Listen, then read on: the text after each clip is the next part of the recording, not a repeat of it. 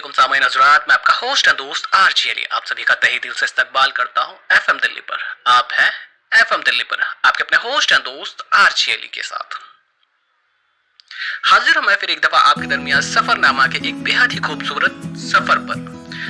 हमारे आज के खूबसूरत सफर के साथी हैं बॉलीवुड की एक बेहद ही खूबसूरत और ओ वुमनिया गाने से चर्चित और फेम पाने वाली अदाकारा हुमा कुरैशी। जी हाँ, हमारे आज के इस बेहद ही खूबसूरत सफर की बेहद ही खूबसूरत अदाकारा है हुमा कुरैशी।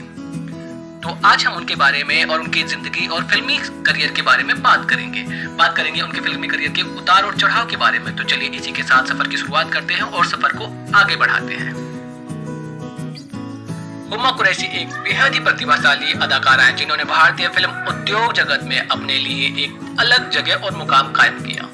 28 जुलाई सन 1986 को भारत की राजधानी दिल्ली में जन्मी हुमा ने 2012 में समीक्षकों द्वारा प्रशंसित फिल्म गैंग ऑफ वसेपुर, जिसका सबसे बहुचर्चित और फेमस गाना ओ वुमनिया था, से अपने अभिनय की शुरुआत की।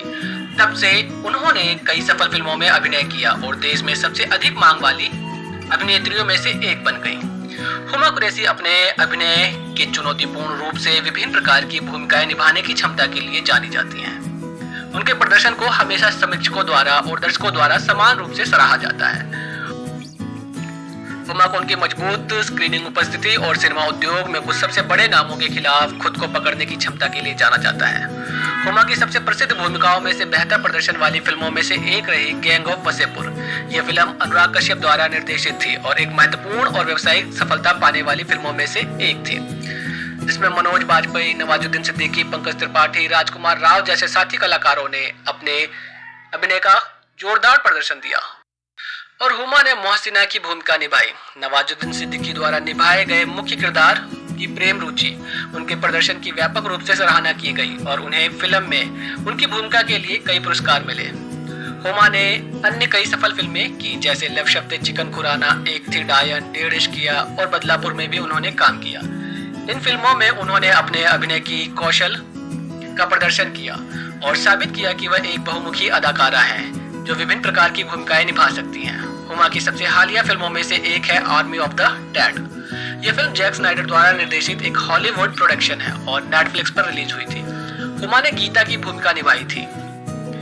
फिल्म में उनके प्रदर्शन की व्यापक रूप से सराहना की गई और उन्हें फिल्म में अन्य अभिनेताओं के खिलाफ खुद को पकड़ने की क्षमता के लिए प्रशंसा भी मिली। हुमा अभिनय के अलावा अपने परोपकारी कार्यों के लिए भी जानी जाती है। वह कई चैरिटी से जुड़ी हुई हैं। शिक्षा और स्वास्थ्य के क्षेत्र में अपने काम के लिए भी जानी जाती हैं। हुमा महिलाओं के अधिकारों की प्रबल हिमायती हैं और लैंगिक समानता और महिला सशक्तिकरण जैसे मुद्दों पर मुखर रही हैं।